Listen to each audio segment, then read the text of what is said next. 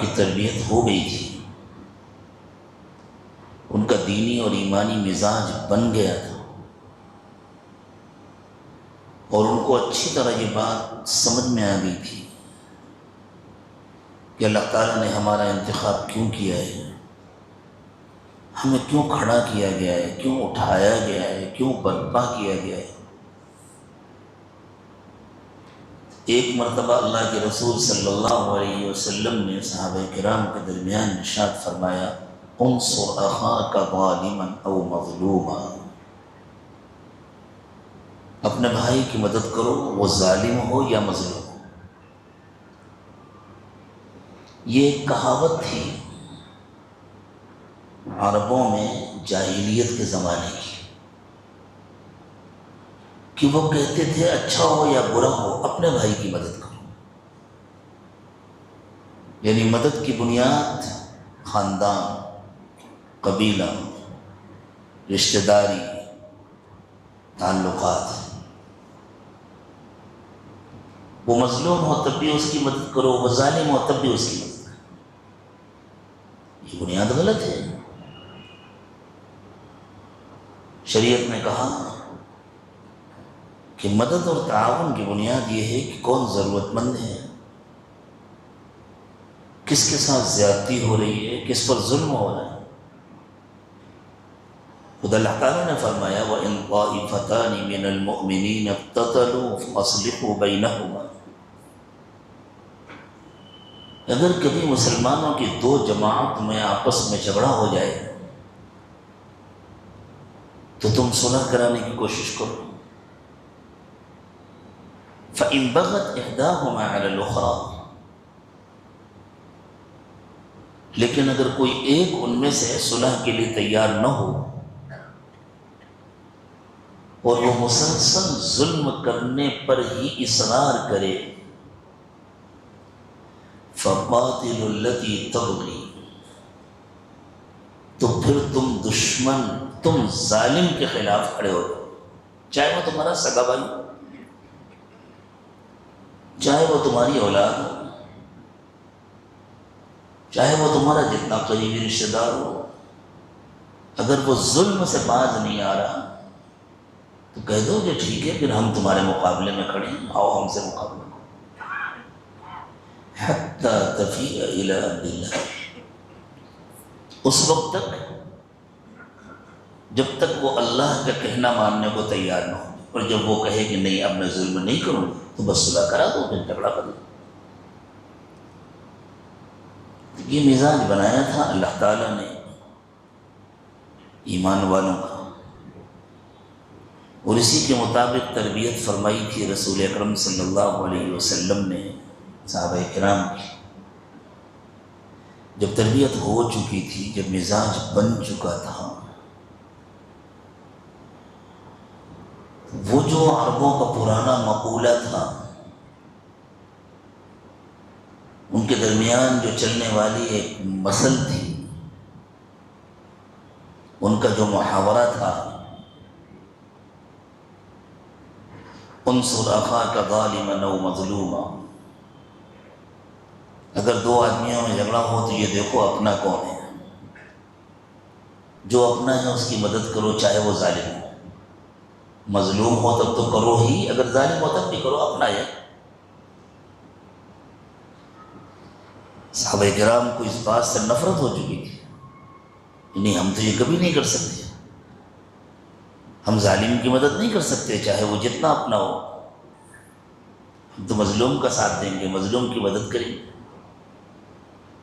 جب یہ مزاج پختہ بن گیا تو اس کے بعد اللہ کے رسول صلی اللہ علیہ وسلم نے ایک مرتبہ صحابہ کرام کے درمیان یہی جملہ ارشاد فرمایا، انصر اخاک ظالما او مظلوما، اپنے بھائی کی مدد کرو، وہ ظالم ہو چاہے مظلوم ہو۔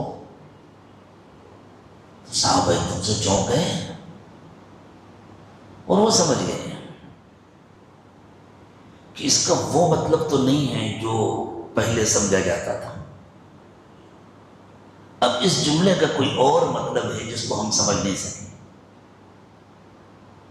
تو اگر نہیں سمجھ سکیں تو پوچھیں گے، اپنے معلم سے، اپنے استاد سے، اپنے رہبر سے، اپنے مرشد سے، اپنے آقا اور اپنے پیشوا سے. تو ان حضرات نے بڑے ادب سے رسول اکرم صلی اللہ علیہ وسلم کی خدمت میں عرض کیا کہ حضور، ہمارا بھائی مظلوم ہو تب تو ہم اس کی مدد کرتے ہیں، یہ تو ہمارے سمجھ میں آ جائے. ظالم ہو تو کیسے مدد کریں؟ کیا مطلب اس کی مدد کا؟ تو حضور اکرم صلی اللہ علیہ وسلم نے فرمایا اگر تمہارا بھائی ظالم ہے تو اس کی مدد یہ ہے کہ اس کو ظلم سے روکو. اس لیے کہ وہ ظلم کر کے زیادتی کر کے جہنم میں جا رہا ہے نا. آپ دیکھیں اگر کسی کے گھر میں کوئی بچہ بیمار ہو جائے تو اسے اس کے حال پر چھوڑ نہیں دیتے، اس کا علاج کراتے ہیں. ضرورت ہوئی تو انجیکشن لگواتے ہیں. انجیکشن لگانے میں تکلیف ہوتی ہے نا، لیکن یہ اس کے ساتھ زیادتی نہیں ہے، یہ اس کے ساتھ ہمدردی ہے، بلائی ہے. ضرورت ہوتی ہے تو آپریشن کراتے ہیں. آپریشن میں پیسے بھی خرچ ہوتے ہیں، تکلیف بھی ہوتی ہے، کاٹ پیٹ بھی ہوتی ہے. اور اگر خدا نہ خواستہ کوئی بچہ دماغی مریض ہو گیا اور ضرورت پڑتی ہے تو اس کے ہاتھ پیر باندھ کر اس کا علاج کراتے ہیں. وہ یوں سمجھتا ہے کہ میرے ساتھ زیادتی کی جا رہی ہے، حالانکہ یہ زیادتی نہیں ہوتی، ہمدردی ہوتی ہے، یہ بلائی ہوتی ہے. اللہ کے رسول صلی اللہ علیہ وسلم بتلا رہے ہیں کہ جو ظلم کر رہا ہے وہ تو جہنم میں جا رہا ہے نا، اپنی ناسمجھی اور اپنی نادانی کی وجہ سے، اپنی کم عقلی اور بے وقوفی کی وجہ سے. وہ یہ سمجھ رہا ہے کہ میں کامیاب ہو رہا ہوں، حالانکہ وہ کامیاب نہیں ہو رہا، وہ بدترین ناکامی کا شکار ہو رہا ہے. تو اس کی مدد یہ ہے کہ تم اس کو ظلم سے روکو. زبان سے مانے تو زبان سے روکو، ورنہ طاقت سے روکو.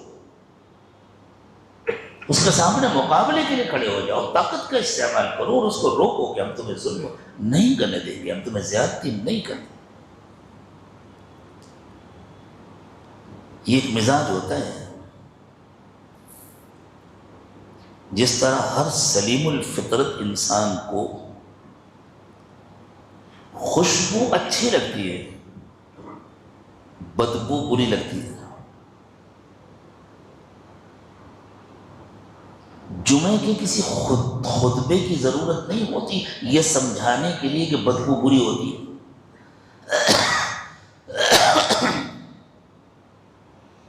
اور کسی وعظ اور بیان کی ضرورت نہیں ہوتی یہ بتلانے کے لیے کہ خوشبو اچھی ہوتی ہے. ہاں کسی کا مزاج ہی بگڑا ہو تو الگ بات ہے. ایک زمانے میں جب سادے سادے طریقوں سے علاج ہوا کرتا تھا تو اگر کوئی بے ہوش ہو جاتا تھا، غشی آ جاتی تھی، گر جاتا تھا، تو اس کو خوشبو سنگھاتے تھے تو ہوش آ جاتا. ایک شخص تھا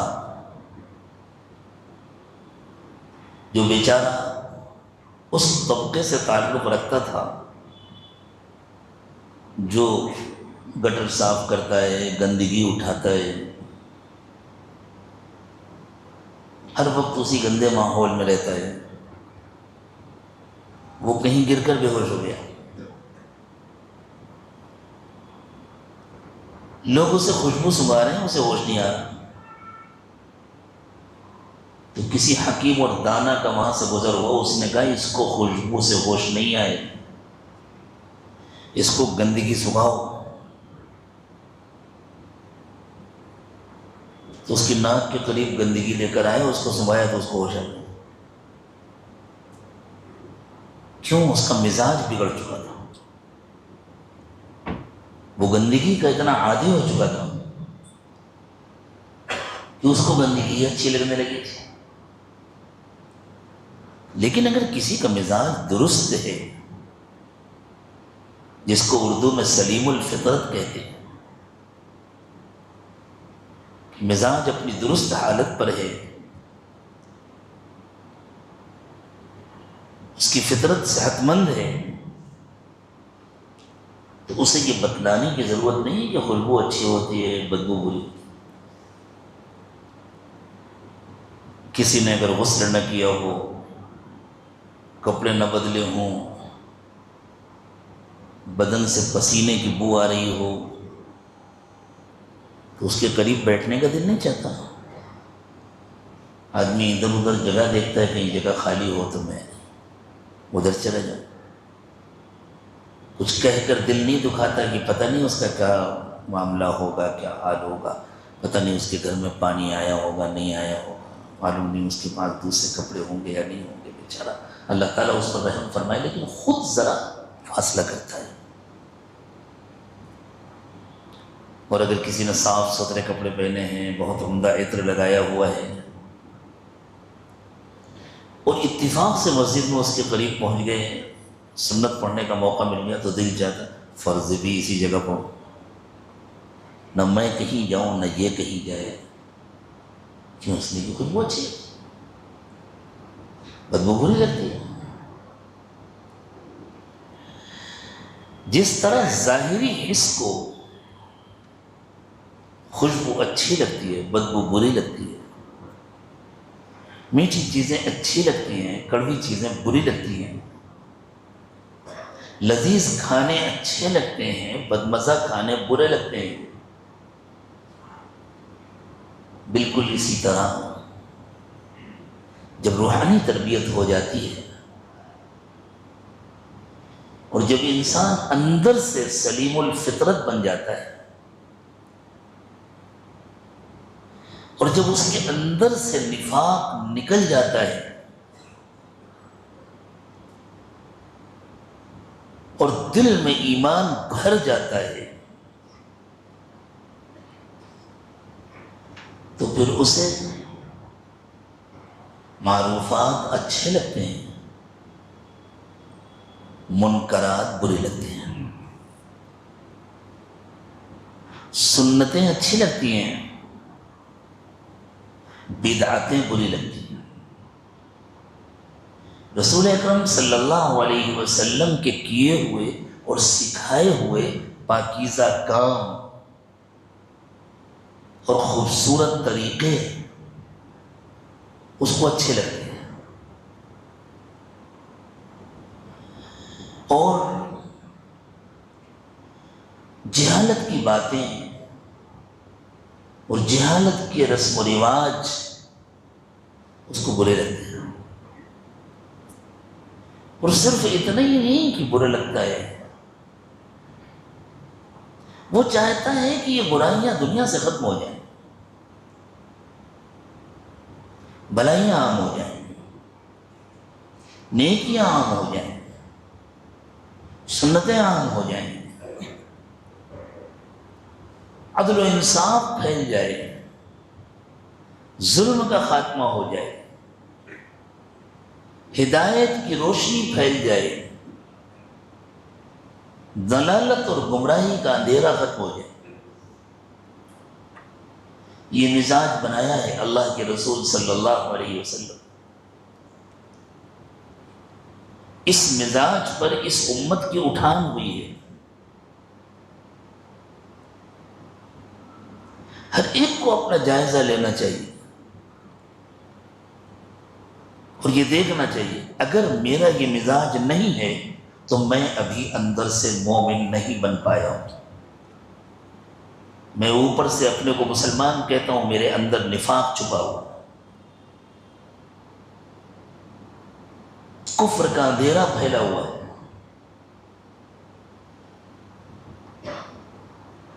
ابھی میری ایمانی تربیت نہیں ہوئی ہے۔ جیسے بخار کے کسی مریض کو پینے کے لیے پانی دیا جائے تو اسے کڑوا لگتا ہے،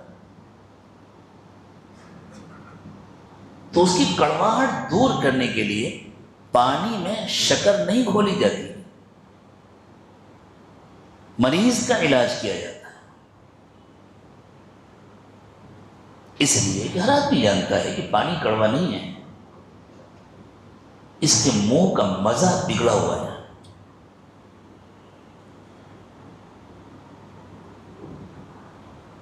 یہ بیماری کا اثر ہے، اس بیماری کو دور کرنے کی ضرورت ہے۔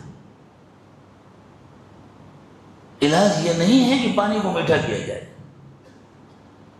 علاج یہ ہے کہ اس کے بخار کا علاج کیا جائے۔ اسی طرح یہ جو اس زمانے کا عام حال اتنا تو چلتا ہے، زمانہ بدل گیا ہے، حالات بدل گئے، اتنا تو چلتا ہے۔ اب اتنی چھوٹی چھوٹی برائیوں کو کون روک سکتا ہے؟ یہ اس بات کی دلیل ہے کہ اس طرح کہنے والا اور سوچنے والا ابھی اندر سے روحانی اعتبار سے بہت بیمار ہے، اس کے بہت علاج کی ضرورت ہے، ورنہ خدا نہ خواستہ اسی بیماری کی حالت میں اگر یہ دنیا سے چلا گیا تو پھر اس کا ٹھکانہ کیا ہوگا؟ قیامت کے برپا ہونے کے بعد دنیا کے تمام انسانوں کے لیے صرف دو ہی ٹھکانے ہیں، یا تو جنت یا جہنم۔ اور جنت میں کون جائے گا؟ جو روحانی اعتبار سے صحت مند ہوگا وہ جنت میں جائے گا، الا من اتى اللہ بقلب سلیم، جو صحت مند دل لے کر آئے گا اللہ کے پاس صرف وہی کامیاب ہوگا۔ جو روحانی اعتبار سے بیمار ہیں ان کا ٹھکانہ تو جہنم۔ ہاں اگر بیماری قابل علاج ہے تو علاج ہو جانے کے بعد جہنم سے نکال لیا نہیں۔ جس طرح کوئی زندہ انسان جو شدید بیمار ہے وہ اسپتال میں داخل کیا جاتا ہے، زیادہ بیمار ہے تو آئی سی یو میں داخل کیا جاتا ہے،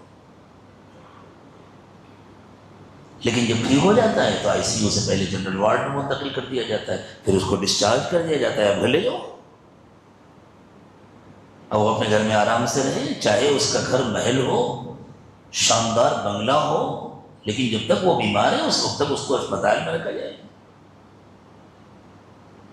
اسپتال کی تکلیفیں اس کو برداشت کرنی ہوں گی، لیکن اگر اس کا انتقال ہو گیا، اس میں جان ہی نہیں رہ گئی، تو اب اس کو قبرستان منتقل کیا جاتا ہے، اب اس کو لے جا کر گھر میں نہیں رکھا جاتا۔ اسی طرح جہنم میں جانے والے دو قسم کے لوگ ہوں گے، بعض وہ ہوں گے جو روحانی اعتبار سے مردے ہوں گے، جو کافر ہیں، مشرک ہیں، وہ کبھی جنت میں نہیں جائیں گے، ہمیشہ جہنم میں رہیں گے۔ اور بعض وہ ہوں گے جو روحانی اعتبار سے مردہ تو نہیں ہوں گے لیکن بیمار ہوں گے، تو ان کو جہنم میں بھیجا جائے گا جب تک ان کی بیماری کا علاج نہ ہو۔ اور کیسے ہوگا علاج؟ اللہ کے رسول صلی اللہ علیہ وسلم نے ارشاد فرمایا، حدیث کا مفہوم ہے، ایک وقت کی نماز چھوڑنے کا علاج جہنم میں ایک حق ہے، اور ایک حق تقریباً 80,000 سال کا ہوگا۔ کون برداشت کر سکے گا اتنی لمبی مدت جہنم کی تکلیف؟ فَلَيْسَ لَهُ الْيَوْمَ هَاهُنَا حَمِيمٌ، وہاں کوئی ہمدرد نہیں ہوگا، وَلَا طَعَامٌ إِلَّا مِنْ غِسْلِينٍ، کھانے پینے کو کیا ملے گا؟ جہنمیوں کا خون اور پیپ، لا يأكله إلا الخاطئون، گنہگار اپنی بھوک و پیاس سے مجبور ہو کر اسے کھائیں گے پیئیں گے۔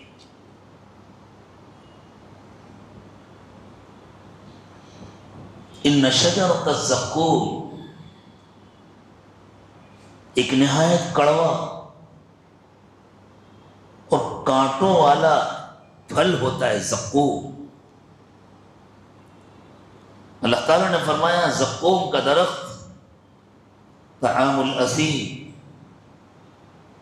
وہ گنہگاروں کا کھانا ہوگا۔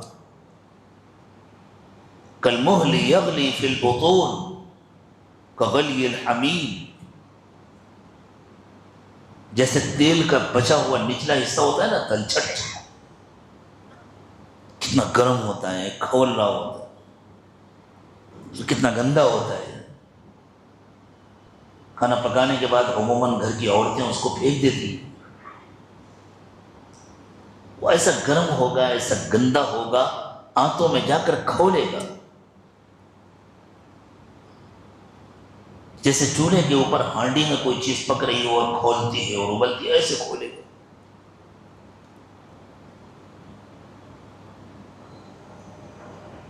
اللہ اکبر۔ تو جہنم کا علاج آسان نہیں ہے۔ جو روحانی اعتبار سے مردے ہوں گے وہ تو ہمیشہ وہیں رہیں گے، لیکن جو زندہ ہوں گے، جنہوں نے کلمہ پڑھا، جو مسلمان ہیں، جو ایمان والے، لیکن ان کا مکمل علاج نہیں ہوا، وہ بیماریاں لے کر گئے، وہ برائیوں کی پرواہ نہیں کرتے تھے، بلکہ اگر کوئی ان برائیوں کو دور کرنا چاہے، روکنا چاہے، تو وہ اس کی مخالفت کرتے تھے۔ ایسا کیوں کر رہے ہو؟ کتنی برائیاں ہیں ہمارے ماحول، کتنی برائیاں ہیں ہمارے سماج میں، جن کی کوئی اصل نہیں ہے، کوئی بنیاد نہیں ہے۔ بس ہمارے یہاں ایسا نہیں ہوتا۔ تم نے کلمہ کس کا پڑھا ہے؟ اپنے خاندان کا پڑھا ہے یا اللہ اس کے رسول کا پڑھا ہے؟ تمہاری ذمہ داری خاندان کے رسم و رواج کو آگے بڑھانے کی ہے، یا جہالتوں کو چھوڑنے اور چھڑوانے اور اللہ کے رسول صلی اللہ علیہ وسلم کے مبارک طریقوں پر عمل کرنے اور کروانا، یہ تمہاری ذمہ داری ہے۔ لیکن کتنے کام ہیں جو ہم کرتے ہیں؟ خوشی کا موقع ہو یا غمی کا موقع، خوشی اور غمی کی مناسبت سے ایک بات یاد آ گئی، یہ محرم کا مہینہ ہے۔ عام طور سے یہ سمجھا جاتا ہے یہ غم کا مہینہ ہے۔ سبحان اللہ، پورے سال کا کون سا مہینہ ہے جس میں اللہ کا کوئی نہ کوئی نیک بندہ شہید نہ ہو؟ کون سا مہینہ ہے؟ حضور اکرم صلی اللہ علیہ وسلم پر اور صحابہ کرام پر مکہ مکرمہ میں 13 سال تک مسلسل ظلم کیا گیا، تو ہر مہینے میں کیا گیا، ہر ہفتے میں کیا گیا، ہر دن میں کیا گیا، تو ہر دن شادیاں بند کر دو، ہر ہفتے شادیاں بند کر دو، ہر مہینے شادیاں بند کر دو، یہ غم کا مہینہ ہے۔ سیدنا حسین رضی اللہ تعالی عنہ کے درجات اللہ تعالیٰ بلند فرمائے، ان کو اپنے قرب کے اعلیٰ ترین درجات عطا فرمائے، اور ہماری ان دعاؤں سے ان کے درجات نہیں بلند ہوں گے، ہماری ان دعاؤں سے ہمارا اپنا بھلا ہوگا، ان کے درجات تو پہلے سے بلند ہیں ہی۔ اللہ کے نبی صلی اللہ علیہ وسلم نے اپنے دونوں نواسوں کے بارے میں، حضرت حسین، حضرت حسن جو بڑے بھائی ہیں، اور حضرت حسین جو چھوٹے بھائی ہیں، ان دونوں کے بارے میں ارشاد فرمایا سیدہ شباب اہل الجنہ، جنتی نوجوانوں کے سردار ہیں دونوں۔ اللہ ہمیں جنتی نوجوانوں میں شامل فرما دے، ان کے جھنڈے تلے ہمیں بھی جگہ عطا فرما۔ حضرت حسین رضی اللہ تعالی عنہ کی شہادت اپنی جگہ بہت اہم ہے، لیکن اس کی جو تفصیلات بیان کی جاتی ہیں نا، ایسے جیسے کوئی کرکٹ کی کمنٹری سنا رہا ہو، یہ سب بات کی گڑی ہوئی بات، کون دوا دیکھنے والا، کون تباہ قریب۔ یہ سب مرثیہ پڑھنے والوں کی بدعتیں ہیں. لیکن اسلامی تاریخ میں صرف حضرت حسین کی شہادت تو نہیں ہے. خلفائے راشدین میں دوسرے خلیفہ برحق حضرت عمر بن خطاب رضی اللہ تعالی عنہ کی بھی شہادت ہوئی اور محرم کی پہلی تاریخ کو. پھر تیسرے خلیفہ برحق سیدنا عثمان بن عفان رضی اللہ تعالی عنہ کی نہایت مظلومانہ شہادت، اور انہی کی مظلومیت کو چھپانے کے لیے ظالموں نے دوسری جگہ پر مظلومیت کے جھوٹے قصے گڑھے.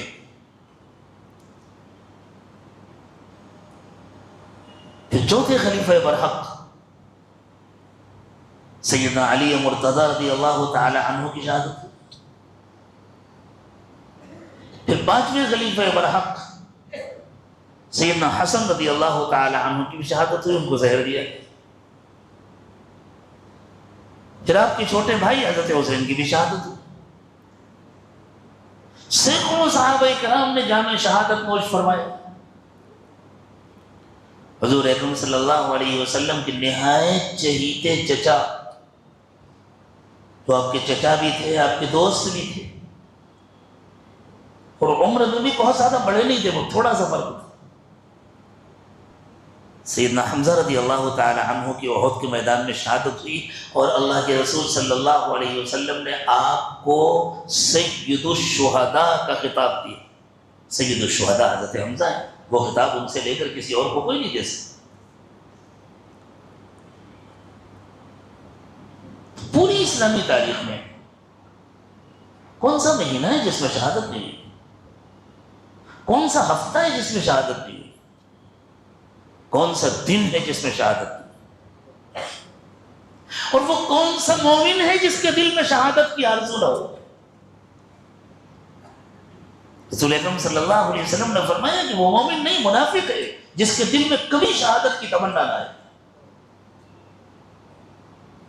میری جان جو اللہ کی امانت ہے وہ بھی اللہ کے راستے میں جائے. کم از کم یہ تمنا حضور نے فرمایا ہر ایمان والے کے دل میں ہونا چاہیے. باقی اللہ کی مرضی ہے، اللہ جس کے ساتھ جو چاہے معاملہ کرے. ایمان والے کا کام صرف اتنا نہیں ہے کہ وہ ان برائیوں کو برداشت کرے. ایمان والے کا کام یہ ہے کہ وہ ان برائیوں سے نفرت کرے اور ان کو مٹانے کی کوشش کرے. ہر انسان کی جس کے اندر برائیوں سے نفرت نہیں ہے اور جو برائیوں کو مٹانا نہیں چاہتا ہے، جو برائیوں سے سمجھوتا کرتا ہے، اس پر خاموشی اختیار کرتا ہے اور مٹانے والوں کو اچھا نہیں سمجھتا ہے، اسے اپنی فکر کرنی چاہیے ابھی اس کے اندر نفاق کی بیماری موجود ہے. اللہ نفاق سے میری آپ کی سب کی حفاظت. اللہ کے رسول صلی اللہ علیہ وسلم نے جو ترتیب بتلائی ہے برائیوں کو مٹانے کی، ہر کام ہر ایک کا نہیں ہوتا. جس کے پاس حکومت نہیں ہے، جس کے پاس اقتدار نہیں ہے، اس کو برائیاں مٹانے کے لیے طاقت کا استعمال کرنے کی اجازت نہیں ہے. یہ صرف حکومت کا کام ہے، یہ اصحاب اقتدار کا کام ہے، یہ عدالتوں کا کام ہے کہ وہ فیصلے سنائیں. لیکن ایک شخص جو اپنے گھر کا بڑا ہے، اپنے خاندان کا سربراہ ہے، وہ اپنے گھر والوں کو تو ڈانٹ ڈپٹ سکتا ہے، وہ اپنے خاندان والوں کو تو روک سکتا ہے، سمجھا سکتا ہے. ایک شخص جو صاحب قلم ہے اور اس کی تحریریں پڑھی جاتی ہیں، ان کا احترام کیا جاتا ہے، تو ان برائیوں کے خلاف لکھ سکتا ہے. ایک شخص جس کو اللہ تعالیٰ نے واعظ و نصیحت کا موقع عطا فرمایا ہے، اور اس کی بات احترام کے ساتھ سنی جاتی ہے، وہ برائیوں کے خلاف بول سکتا ہے۔ صرف بول دینا مقصد نہیں ہے، مقصد ان کو بدلنا ہے۔ تو نبی اکرم صلی اللہ علیہ وسلم نے فرمایا من رأى منکم منکرا فلیغیرہ بیدہ، تم میں سے جو شخص کسی برائی کو دیکھے،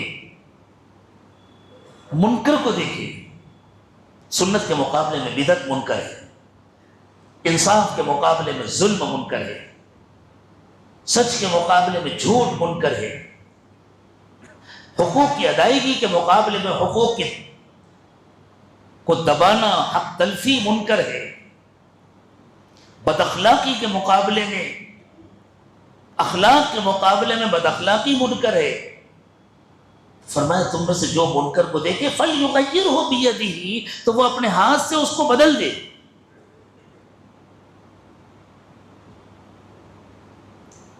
یہ کام اولو الامر کا ہے، حاکم کا ہے، اصحاب اقتدار کا ہے۔ فَإِن لَمْ يَسْتَطِعْ، اور اگر کوئی اس پوزیشن میں نہیں ہے کہ وہ ہاتھ سے بدل دے، فَبِلِسَانِهِ، تو وہ اپنی زبان سے بدلے۔ صرف زبان سے برا کہہ دینا مقصد نہیں ہے، زبان کا استعمال کر کے، قلم بھی زبان کی جگہ پر ہے، زبان کا استعمال کر کے، قلم کا استعمال کر کے اس کو بدلنے کی کوشش کرے۔ فَإِن لَمْ يَسْتَطِعْ فَبِقَلْبِهِ، اور اگر یہ بھی اس کے بس میں نہیں ہے، وہ بول بھی نہیں سکتا، وہ بھی لکھ بھی نہیں سکتا، وہ سمجھا بھی نہیں سکتا، تو اپنے دل سے بدلنے کی کوشش کرے، یعنی دل سے اس برائی سے نفرت کرے اور کوشش کرے کہ یہ بدل جائے۔ کیسے بدلے گی؟ دل سے کیسے کوشش ہوگی؟ دعائیں کریں۔ اگر وہ صاحب توجہ ہے تو قلب سے توجہ کرے، صاحب تصرف ہے تو یہاں اپنے تصرف کا استعمال کرے، قلوب کو موڑنے کی کوشش کرے۔ اور اگر وہ توجہ اور تصرف کے قابل بھی نہیں ہے تو کم از کم دعا تو کرے۔ یہ تو ہر ایک کر سکتا ہے، اور دعا تبھی کرے گا جب وہ اس سے نفرت کرے گا۔ اور حضور نے فرمایا وَذَلِكَ أَضْعَفُ الْإِيمَانِ، یہ ایمان کی سب سے کمزور بنیاد ہے، برائی سے نفرت کرنا۔ اگر حاکم بھی دوسروں کو برائیوں سے روک رہا ہے لیکن اس کے دل میں برائی سے نفرت نہیں ہے تو وہ منافق ہے۔ اگر زبان سے کہنے والا اور قلم سے لکھنے والا بھی برائیوں کے خلاف لکھ رہا ہے اور بول رہا ہے لیکن اس کے دل میں ان برائیوں سے شدید نفرت نہیں ہے، اس کی نیند نہیں قربان ہوتی، اس کو نیند آتی ہے سکون سے، اس کو کھانا اچھا لگ رہا ہے، معاشرے میں برائیاں ہو رہی ہیں اور اسے اچھا لگ رہا ہے، تو وہ لکھنے کے باوجود، بولنے کے باوجود منافق ہے۔ دعائیں کر رہا ہے لیکن دل سے نفرت نہیں کر رہا، تو ایمان ہے ہی نہیں، ایمان کی کمزور بنیاد بھی اس کے اندر موجود نہیں۔ اس لیے کم از کم ہم سب کے لیے جو چیز ضروری ہے، جہاں سے ایمان کی ابتدا ہوتی ہے، وہ یہ ہے ہم اپنی زندگیوں کو برائیوں سے خالی کریں، چن چن کر نکالیں۔ جیسے بال میں جوئیں پڑ جائیں تو کیسے چن چن کے نکالی جاتی ہیں، جیسے جسم بیمار ہو جاتا ہے تو کیسے پورے جسم کا جائزہ لیا جاتا ہے، ایسے چیک اپ کرائے جاتے ہیں جن کے ذریعے معلوم ہو جائے پورے جسم میں کہیں کوئی تکلیف تو نہیں ہے، کہیں کوئی بیماری تو نہیں ہے، کوشش ہوتی ہے ہر چھوٹی بڑی بیماری نکال دی جائے جسم سے۔ بالکل اسی طرح ہم اپنی روحانیت کا جائزہ لیں، ہر وقت روزانہ جائزہ لیں اور ہر چھوٹی بڑی برائی کو نکالیں اور اپنے آپ کو سنتوں سے سجائیں۔ آخری بات عرض کر کے یہ عاجز آج کی اپنی گفتگو مکمل کرے گا۔ یہ دنیا کے چل چلاؤ کا وقت ہے، پہلے جو تبدیلیاں صدیوں میں آیا کرتی تھیں اب وہ دنوں میں آ رہی ہیں۔ ظاہری اعتبار سے آپ دیکھ لیں، گزشتہ 30-40 سال کے اندر کتنی بڑی بڑی تبدیلیاں کتنی تیز آئی ہیں. یاد ہے آپ کو پیجر کا زمانہ؟ جب بڑے شوق سے لوگ اپنے پینٹ میں کھوسے رہتے تھے وہ لگائے رہتے، آج کہاں گئے؟ پیجر کے اسٹیشن بھی ختم ہو گئے. یاد ہے آپ کو پی سی او کا زمانہ جہاں لائنیں لگتی تھیں، آج کہاں گئی؟ یاد ہے جب جا کر ٹیلی فون ٹرنک کال بک کیا جاتا تھا، آج کہاں گیا؟ خطوط لکھے جاتے تھے، آج تو پوسٹ آفس بھی ختم ہو گئے. ای میل کا زمانہ آ گیا، واٹس ایپ کا زمانہ آ گیا. صدیوں میں جو تبدیلیاں ہوتی تھیں اب وہ دنوں میں ہو رہی ہیں. رفتار کی تیزی بتلا رہی ہے کہ دنیا بہت جلد ختم ہونے والی ہے. اور اللہ کے رسول صلی اللہ علیہ وسلم نے صاف صاف ارشاد فرمایا ہے یہ دنیا اس وقت تک ختم نہیں ہوگی جب تک اس دنیا سے ایک مرتبہ پورا ظلم ختم نہ ہو جائے. ظلم کتنا بڑھ رہا ہے؟ وہ اسی لیے بڑھ رہا ہے جب ختم ہونے والا ہے، انصاف عام ہونے والا ہے. ثم يبعث الله تعالى من يملأ هذه الأرض عدلا قسطا وعدلا كما ملئت ظلما وجورا. اللہ تعالیٰ اپنے ایسے باتوفیق بندوں کو کھڑا کریں گے جو اس دنیا کو عدل اور انصاف سے بھر دیں گے جیسے وہ پہلے ظلم اور ناانصافی سے بھری ہوگی. اور اللہ تعالیٰ کے یہاں جب کوئی بڑا فیصلہ ہوتا ہے تو اس سے پہلے چھٹنی ہوتی ہے. یہ چھٹنی کا زمانہ ہے، بڑی تیزی میں چھٹنی کی جا رہی ہے. ایمان والوں کو الگ کیا جا رہا ہے، منافقین کو الگ کیا جا رہا ہے. ہم جلدی سے اپنا جائزہ لیں، اپنے اندر جھانک کر دیکھیں، اپنے اندر کے چھپے ہوئے نفاق کو تلاش کریں، اسے نکالیں. خود نہیں نظر آتا تو جو اس لائن کے ماہرین ہیں ان سے رجوع کریں، ان سے تعلق قائم کریں. جیسے آدمی ڈاکٹر کے پاس جاتا ہے نا، اندر کیا کیا بیماریاں خود نہیں نظر آتا تو وہ سی ٹی اسکین کراتا ہے، ایکس رے کراتا ہے، مختلف قسم کے چیک اپ کراتا ہے، بلڈ چیک کراتا ہے. اسی طرح تو جس طرح جسمانی بیماریوں کے ماہرین کے پاس آدمی جاتا ہے اپنی بیماریوں کو معلوم کرنے کے لیے، روحانی بیماریوں کے ماہرین سے رجوع کرے اپنی بیماری معلوم کرنے کے لیے. اللہ ہم سب کی نفاق سے حفاظت فرمائے. اللہ ہمارے دلوں میں برائیوں کی نفرت اس طرح ڈال دے کہ جب تک برائیاں مٹ نہ جائیں ہمیں سکون کی نیند نہ آئے، ہمیں کھانا نہ اچھا لگے، ہمیں کچھ کسی کام میں ہمارا دل نہ لگے. اور اگر کوئی برائیوں کو مٹانے کی کوشش کر رہا ہو تو ہم اس کا استقبال کریں، اسے مبارکباد دیں، اس کا ہاتھ بٹائیں، اس سے اپنی خوشی کا اور محبت کا اظہار کریں. اللہ مجھے بھی توفیق دے، آپ کو بھی. وآخر دعوانا ان الحمد للہ رب العالمین.